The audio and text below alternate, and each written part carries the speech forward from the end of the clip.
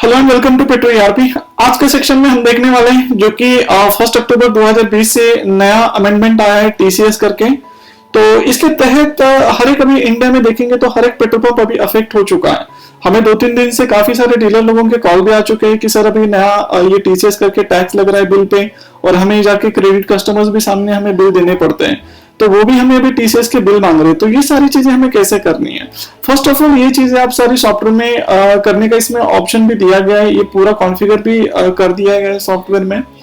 और इसके अलावा भी एज ए डीलर अगर आप पेट्रोल पंप का बिजनेस कर रहे हो तो इसके आपको बेनिफिट क्या मिलने वाले हैं और इसकी वजह से आपके लॉसेस भी क्या होने वाले टीसीएस के तहत। तो हमने ये एक सीए करके है, संग्राम सीए पुणे में, उनका काफी बड़ा कस्टमर बेस है।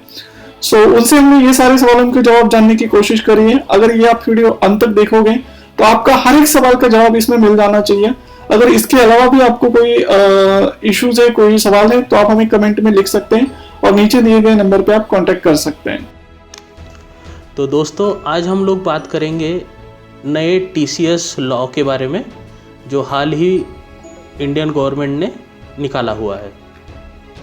तो सबसे पहले देखते हैं कि ये किस किस को एप्लीकेबल होगा। ओके, सबसे पहले ये उन लोगों को एप्लीकेबल होगा जिनका बिजनेस पिछले साल में, मतलब आर्थिक वर्ष 2019-20 में 10 करोड़ या उससे ज़्यादा हुआ है। ओके, दूसरी कंडीशन ये है कि इस साल में किसी एक कस्टमर से उनको सेल्स के against 50 lakhs and above consideration आया हुआ है। ओके, मैं फिर से दोहराता हूँ, पिछला वित्तीय साल मतलब 2019-20 फाइनेंशियल ईयर में टर्नओवर जो है वो 10 करोड़ के ऊपर हुआ है, और ओके किसी एक कस्टमर के साथ उनका बिजनेस 50 लाख रुपए के ऊपर हुआ है। मतलब 1 अप्रैल 2020 से लेके आज तक किसी एक कस्टमर या अन्य कस्टमर्स के साथ 50 लाख रुपए के ऊपर उनका बिजनेस हुआ है।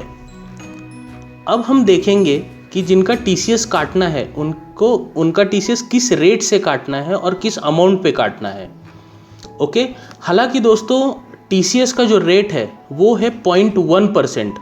ठीक है, अगर जो आपसे सामान ले रहा है उसका पैन या आधार कार्ड आपके पास है तो उसका रेट होगा 0.1%, दैट इज 0.1%। लेकिन अगर आपके पास उसका पैन या आधार नहीं है तो उसका रेट होगा 1%। ओके, लेकिन जैसा कि आप जानते हैं 14 मई 2020 को गवर्नमेंट ने एक सर्कुलर निकाला था कि जिसके तहत कोविड-19 पैंडेमिक की वजह से सारे टीडीएस के रेट्स 2.5% से कम कर दिए गए हैं। उसी के वजह से फाइनेंशियल ईयर 2021 में टीसीएस का रेट 0.1% ना होके 0.075% रहेगा, जो कि 0.1% को 25% से कम कर दिया गया है। सो फाइनेंशियल ईयर 2021 में रेट होंगे 0.075%। अगर सामने वाले का, मतलब आपसे जो माल खरीद रहा है उसका पैन या आधार है तो 0.1%, अगर नहीं है तो 1%। अब हमने देख लिया कि टीसीएस किसने काटना है। टीसीएस उसी ने काटना है जो सामान बेच रहा है और जिसको पेमेंट आ रहा है। ठीक है, मतलब सेलर। अब हमने ये भी देख लिया कि किस रेट पे काटना है। रेट हो गया 0.1%, लेकिन फाइनेंशियल ईयर 2021 में 0.075%। ओके, अब देखते हैं कि ये जो टीसीएस कब काटना है, ओके, और कब भरना है गवर्नमेंट को, और इसका रिटर्न कब भरना है। तो दोस्तों, टीसीएस तभी भरना है जब आपको आपके बायर से या कस्टमर से या क्लाइंट से जब आपको पेमेंट आएगा। ओके, ये बिल बेसिस पे नहीं है कि आपने बिल रेज कर दिया और आपको उसका टीसीएस भर देना है, सामने वाला जब चाहे दे, ऐसा नहीं है। जब सामने वाला आपको पेमेंट करेगा उस महीने के अगले महीने के 7 तारीख पे आपको टीसीएस भरना है। चलो एक एग्जांपल देखते हैं। अगर आपने टीसीएस आपने सेल किया है एक 10 लाख रुपए का अक्टूबर 2020 में, ओके, उसका पेमेंट आपको आता है नवंबर 2020 में, कोई भी किसी भी तारीख पे हो। अगर वो पेमेंट आपको नवंबर 2020 में आता है तो उसके रिलेटेड का टीसीएस आपको 7 दिसंबर 2020 तक आपको गवर्नमेंट ट्रेजरी में डिपॉजिट करना है। ओके, सो मैं फिर से दोहराता हूँ, जिस महीने में आपका पेमेंट आएगा उसके अगले महीने के 7 तारीख के पहले आपको टीसीएस का पेमेंट गवर्नमेंट ट्रेजरी में जमा करना है। आप जमा करने के लिए टिन वेबसाइट का इस्तेमाल कर सकते हैं। उसका लिंक है tin-nsdl.com। वहां पे जाके आप टीसीएस का पेमेंट कर सकते हैं। अभी ये तो हो गया पेमेंट का, लेकिन पेमेंट करके आपका काम खत्म नहीं हुआ है, आपको रिटर्न भी भरना है। रिटर्न भरना है हर क्वार्टर खत्म होने के बाद, जो महीना आएगा उसके 15 तारीख के पहले, मतलब अप्रैल, मई, जून, इनका रिटर्न भरना है आपको 15 जुलाई के पहले। जुलाई, अगस्त, सितंबर, ये जो क्वार्टर है इसका आपको रिटर्न भरना है 15 अक्टूबर के पहले। अक्टूबर, नवंबर, दिसंबर का जो रिटर्न है वो आपको भरना है 15 जनवरी के पहले। जनवरी, फरवरी, मार्च, ये जो क्वार्टर है इसका रिटर्न आपको 31 मई के पहले भरना होता है। जी हाँ, क्वार्टर 4 के लिए एक स्पेशल ड्यू डेट्स दिए होते हैं, क्योंकि बुक्स क्लोज का वो क्वार्टर होता है, इसके वजह से स्पेशल रिलैक्सेशन दिया जाता है 4th क्वार्टर के लिए सिर्फ। तो 4th क्वार्टर की ड्यू डेट मैं आपको फिर बोल देता हूँ, उसकी ड्यू डेट है जैन, फेब, मार्च का जो क्वार्टर है उसकी ड्यू डेट होगी 31 मई। ओके, ये था टीसीएस रिलेटेड। अब दोस्तों देख लेते हैं जो छोटी छोटी चीजें हैं जिनका ख्याल रखना बहुत ज्यादा जरूरी है। एक है कि टीसीएस की कोई भी प्रोविजन एक्सपोर्ट या इंपोर्ट ऑफ गुड्स पे नहीं लागू। ओके, दूसरी, अगर आपका बायर या क्लाइंट या कस्टमर गवर्नमेंट है तो ये प्रोविजंस उसको एप्लीकेबल नहीं है। अगली बात, ये प्रोविजन 1 अक्टूबर 2020 से ही एप्लीकेबल है। ओके, नेक्स्ट, ये प्रोविजन तभी एप्लीकेबल है जब सेल ऑफ गुड्स है। सेल ऑफ सर्विसेज के केस में ये प्रोविजन एप्लीकेबल नहीं है।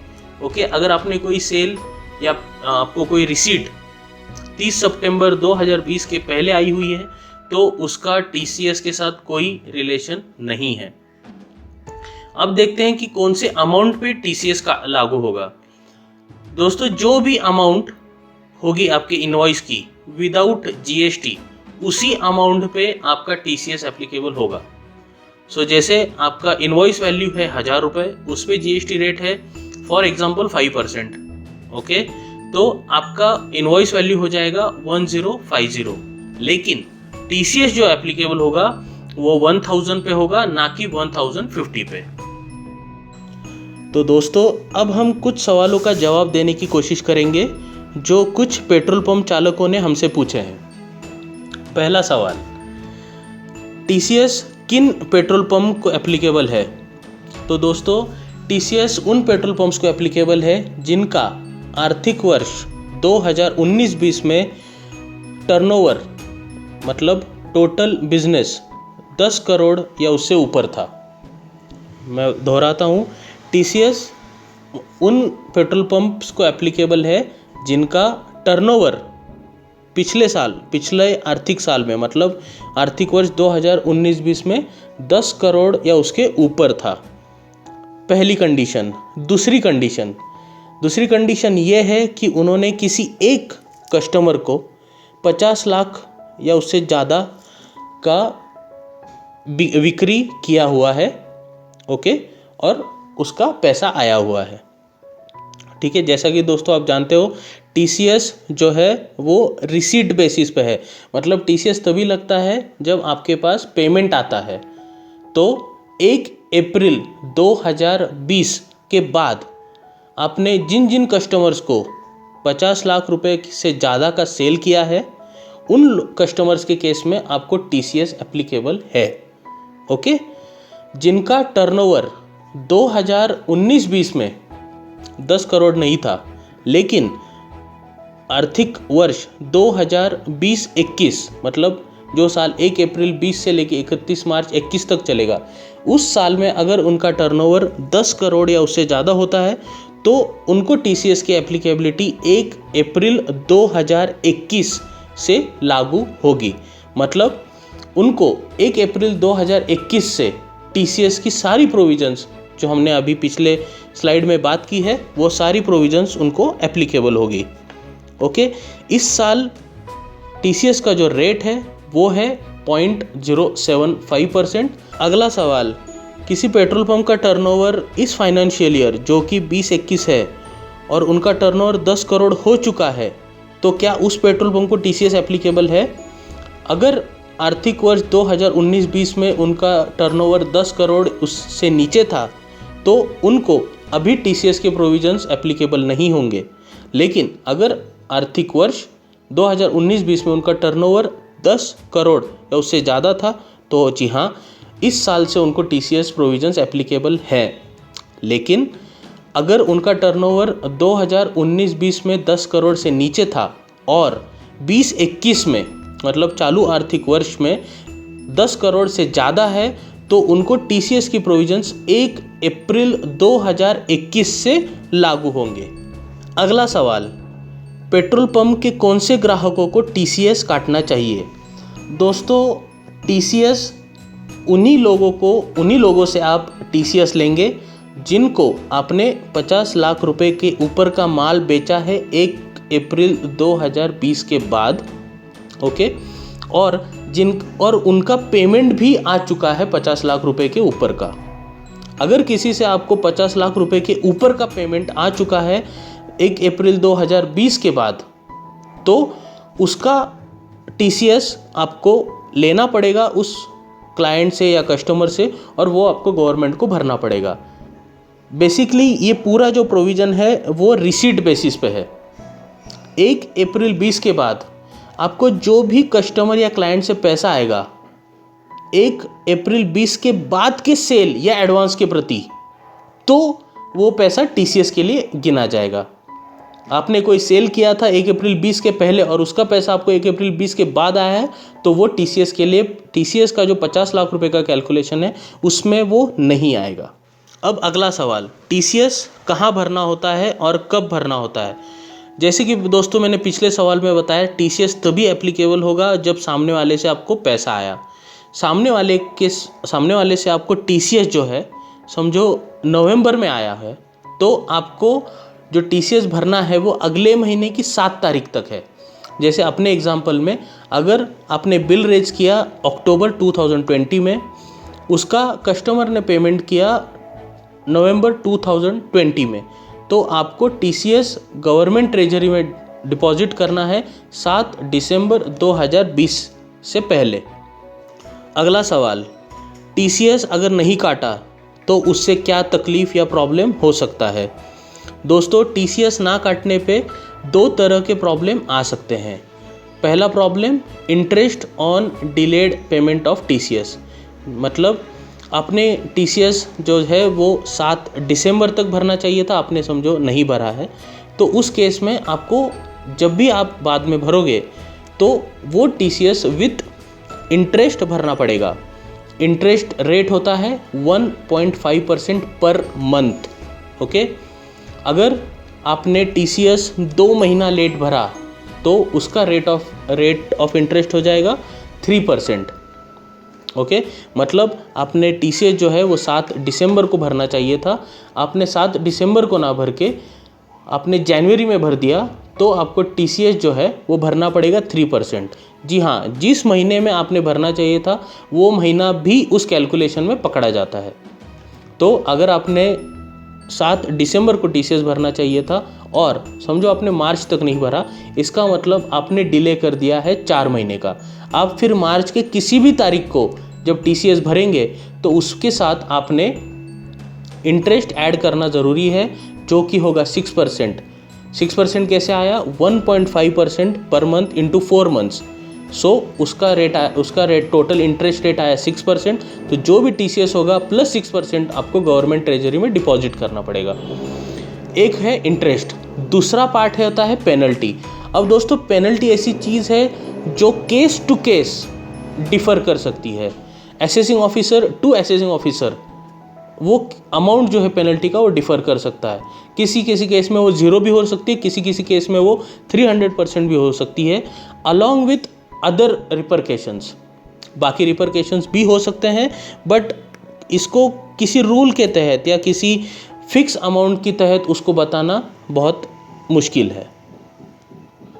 अगला सवाल, पेट्रोल पंप चालक ने ऑयल की बिक्री की और उस पर जीएसटी भी लगाया, तो टीसीएस किस अमाउंट पे कटेगा? दोस्तों, टीसीएस जीएसटी अमाउंट पे नहीं कटता है। अगर जीएसटी है 5%, आपका सेल बिल है 1000, तो टोटल आपका बिल हो जाएगा 1050 रुपये। लेकिन टीसीएस जो लगेगा वो 1000 रुपये पे ही लगेगा, जीएसटी अमाउंट पे नहीं लगेगा।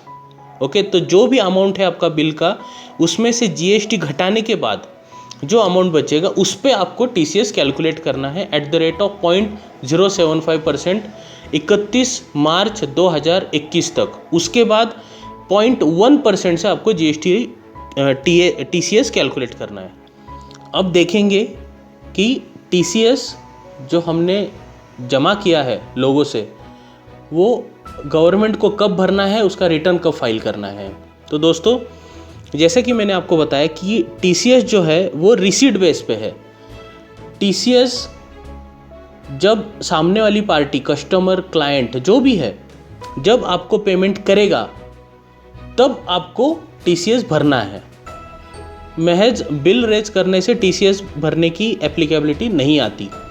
अगर किसी ने आपको 1 अक्टूबर 2020 को आपसे बिल लिया, ओके, उसका पेमेंट आया नवंबर 20 में, कभी भी आया नवंबर 20 में, तो उसका जो पेमेंट है टीसीएस का गवर्नमेंट को, वो होगा 7 दिसंबर को। मतलब जिस महीने में आपके क्लाइंट से या कस्टमर से आपको पेमेंट रिसीव होगा, उसके अगले महीने के 7 तारीख के पहले आपको उसके अंदर का टीसीएस गवर्नमेंट को जमा करना है। आप जमा करने के लिए टिन वेबसाइट का इस्तेमाल कर सकते हैं। उसका लिंक है tin-nsdl.com। वहाँ पे जाके आप टीसीएस का पेमेंट कर सकते हैं। ओके, रिटर्न, अब जो रिटर्न जाता है टीसीएस का, वो जाता है क्वार्टरली।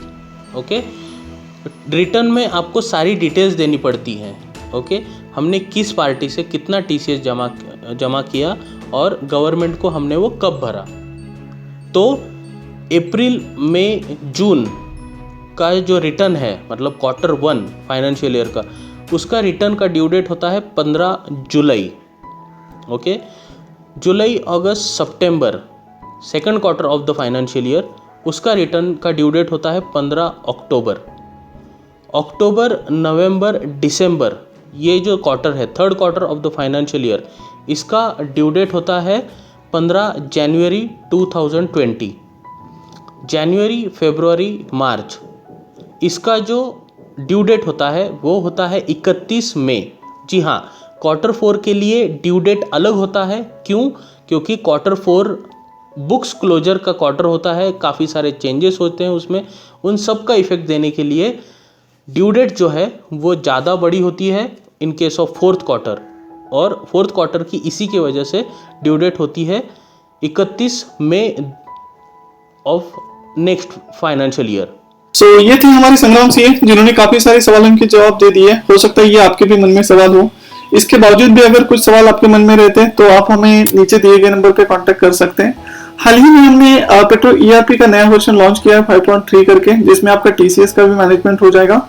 और इससे पहले हमारा पेट्रो ईआरपी का 4.2 वर्जन था, जिसका अगर आपको वीडियो देखना है तो आप यूट्यूब पे जा सकते हैं। यूट्यूब पे जाके आपको सिंपली सर्च करना है पेट्रो ईआरपी करके, तो पेट्रो ईआरपी से रिलेटेड जितने भी वीडियोस है आपके सामने खुल जाएंगे। आपको सबसे पहला वीडियो जो है petro ERP 4.2 demo, petrol pump management accounting billing online software, जिसका अगर आप यहाँ पर थीम देखोगे तो 25 के वीडियो के व्यूज हैं। सो काफी सारे व्यूज इस वीडियो को मिल चुके हैं। आप इस पे अगर क्लिक करोगे तो आपके सामने इसका पूरा डेमो खुल जाएगा, जो कि 45 मिनट्स का करीबन है। तो इस वीडियो में आपको प्रीवियस वर्जन के बारे में पूरा जानकारी मिलेगा। अगर आपको लेटेस्ट वर्जन जो कि हमारा 5.3 लॉन्च हुआ है, जिसमें आपका टीसीएस का भी मैनेजमेंट और गवर्नमेंट के बीच में जो भी नॉर्म्स चेंज हुए टैक्स को लेकर के, और मतलब डीलर लोगों के भी कुछ रिक्वायरमेंट थे एडिशनल, तो उसके अकॉर्डिंगली हमने 5.3 वर्जन लॉन्च किया। आप ये वीडियो का भी डेमो देखना है तो आप नीचे दिए गए नंबर पे कांटेक्ट कर सकते हैं। अगर आपको ये वीडियो पसंद आता है, आपके पेट्रोल पंप के जितने भी व्हाट्सएप ग्रुप रहेंगे, आप उन पे ये वीडियो शेयर करके उन तक ये जानकारी पहुंचा सकते हैं, सो दैट कि उनको भी कुछ चीजें टीसीएस के बारे में और एक पेट्रोल पंप मैनेजमेंट कैसे किया जा सकता है एक सॉफ्टवेयर के द्वारा, इसके बारे में थोड़ा सा इन्फॉर्मेशन मिल जाएगा। Thank you, thanks for watching.